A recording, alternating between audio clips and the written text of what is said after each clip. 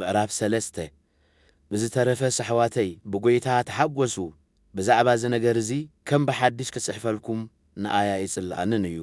ንኣኻትኩም ከኣ ንረብሓኹም እዩ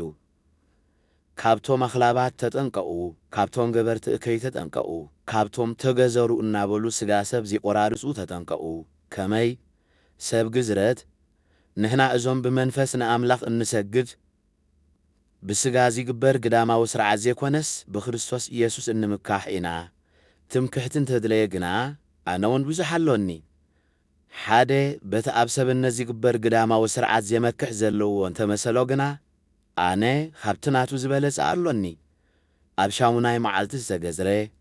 በዓሌት እስራኤላዊ ካብ ነገደ ብንያም እየ ዕብራዊ ካብ ዕብራውያን ኣብ ፈጻጽማ ሕጊ ፈሪሳዊ እየ ንቕንአ ሃይማኖት ብዘርኢ ኣሳዳዲ ቤተ ክርስቲያን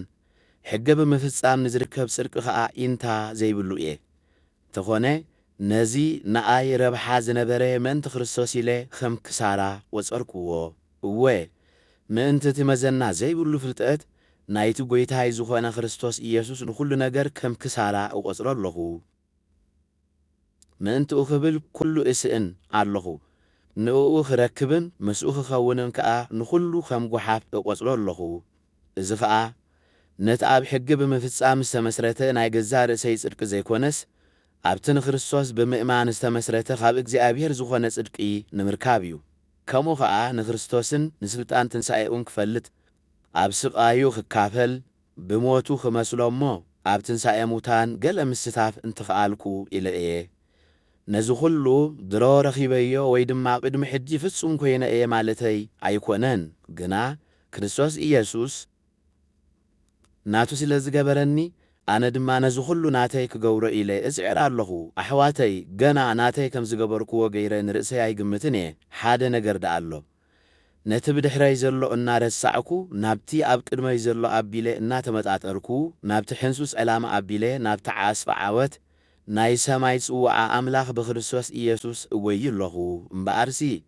ፍጹማት ዘበልና ኹልና እዚ ንዕሰብ ብገለ ነገር ሓሳብኩም ንበይኑ እንተኾይኑ ድማ ንእውን ኣምላኽ ይገልጸልኩም እዩ ሕጂ ግና በቲ በጺሕናዮ ዘሎና መጠን ጸኒዕና ንንበር ኣሕዋተየ ንኣይምሰሉ ነቶም በታ ዝሃብናኩም ኣርኣያ ዚነብሩ ኸኣ ኣስተውዒሉሎም ከመይ ከምቲ ብዙሕ ግዜ ዝነገርኩኹም ሕጂ ኸኣ እናነባዕኩ ዝነግረኩም ዘለኹ ብዙሓት ጸላእቲ መስቀል ክርስቶስ ኮይኖም ይነብሩ ኣለዉ